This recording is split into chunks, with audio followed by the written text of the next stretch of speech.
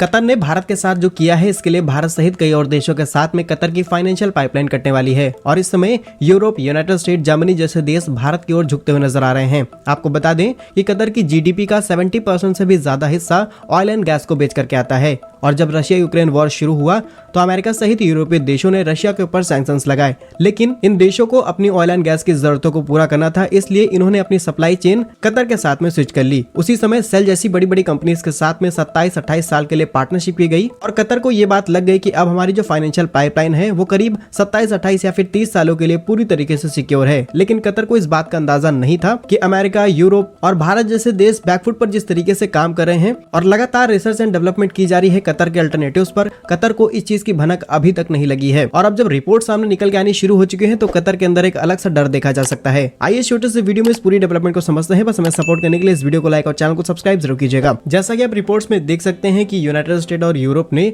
Russia से अपने gas की सप्लाई चेन को स्विच करके कतर के ऊपर शिफ्ट कर लिया और वहीं दुनिया की काफी बड़ी जानी मानी oil and gas company Shell के साथ में करीब 27 ईयर्स के लिए एक बड़े गैस बाइंग प्रोजेक्ट को साइन कर लिया जाता है और इस प्रोजेक्ट के लिए कतर को अच्छी खासी फंडिंग भी मिलती है। लेकिन यूरोप और यूनाइटेड स्टेट लगातार भारत के टच में भी रहते हैं और जहां पर ये सभी देश लगातार अल्टरनेटिव फ्यूल्स के ऊपर काम कर रहे हैं, जिसमें करंटली सबसे ज्यादा फोकस किया जा रहा है हाइड्रोजन फ्यूल के ऊपर। और जर्मनी ने जैसे ही कतर के साथ में एक बहुत बड़ी गैस डील को फाइनलाइज किया, उसके बाद तुरंत ही उन्होंने करीब 314 मिलियन यूरोस एक रिसर्च सेंटर को डेवलप कर दिया जहां पर अल्टरनेटिव फ्यूल्स के ऊपर काम किया जाए। इस बात से कतर को बुरा लगा क्योंकि जर्मनी ऑलरेडी कई सारे अल्टरनेटिव फ्यूल्स के ऊपर काम कर रहा है। उनके पास वर्ल्ड की first hydrogen fuel power train भी लॉन्च की जा चुकी है और उसी समय जर्मनी ने एक और बड़ा झटका दे दिया जहां पर दो बड़ी इंडियन कंपनीज जहां पर है इंडियन ऑयल कॉर्पोरेशन और दूसरी कंपनी है L&T, इनके साथ में करीब 985 मिलियन US$ की डील को फाइनलाइज कर लिया और इन दोनों कंपनीज से ये करीब बड़ी मात्रा में हाइड्रोजन फ्यूल इंपोर्ट कराएंगे। और उसके करीब 6 महीने बाद एक डील और फाइनलाइज होती है जहां पर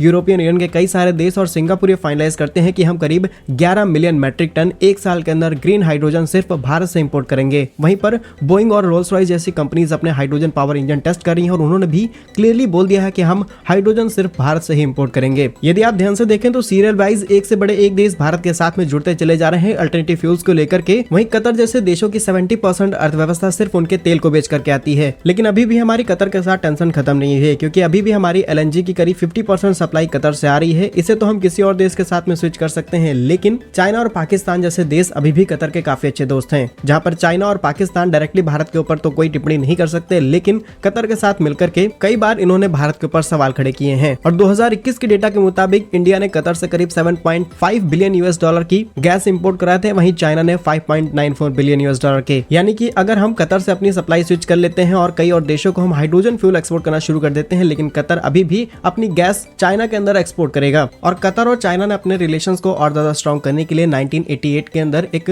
स्ट्रॉन्ग रिलेशनशिप को साइन किया जहां पर डिप्लोमेटिक रिलेशंस दोनों ही कंट्रीज के बीच में और ज्यादा स्ट्रॉन्ग किए जा सके। लेकिन क्या आपको लगता है कि कतर अपनी LNG की सप्लाई चाइना के अंदर लार्ज स्केल पर कर पाएगा? क्योंकि ऐसा नहीं हो सकता, क्योंकि कतर चाइना के अंदर जो LNG एक्सपोर्ट करता है वो चाइना के कंजम्पशन का सिर्फ कुछ % हिस्सा है। अभी भी चाइना की जो लार्जेस्ट सप्लाई है या तो उनके नेचुरल रिसोर्सेज से आती है या फिर वो रशिया से इंपोर्ट होती है। और रशिया अपनी बात का बदला जरूर लेगा क्योंकि अमेरिका और यूरोपीय देशों की वजह से कतर को ज्यादा फायदे मिले हैं और कतर अपनी LNG सप्लाई डायरेक्टली इन देशों में कर पा रहा है। और इसीलिए यूरोपियन यूनियन, जर्मनी और यूनाइटेड स्टेट ने जो भारत के साथ में अल्टरनेटिव फ्यूल्स को लेकर के अपने प्रोजेक्ट की शुरुआत की है, इसके ऊपर जितनी जल्दी काम शुरू होगा कतर को हम उतनी जल्दी उसको उसका सही रास्ता दिखा पाएंगे। ऑलरेडी 2017 में Saudi Arabia, UAE, Bahrain, Egypt जैसे देशों ने ऑलरेडी सैंक्शंस लगा रखे हैं कतर के ऊपर, तो इसलिए कतर का साथ देने वाले कुछ गिने चुने देश ही हैं। और कतर का जो डिसीजन है भारत के नेवी ऑफिसर्स के साथ अगर ये बदलता नहीं है तो कतर को इसके लिए एक भारी कीमत चुकानी पड़ सकती है। बाकी आपका इस पर क्या सोचना है कमेंट बॉक्स में जरूर बताइएगा। भारत कैसे ही यूजफुल इन्फॉर्मेटिव वीडियोस पाने के लिए आप हमारे YouTube चैनल को सब्सक्राइब जरूर कर लीजिए। मिलेंगे हम आपको एक नई और इंटरेस्टिंग वीडियो में, तब तक के लिए वंदे मातरम, भारत माता की जय।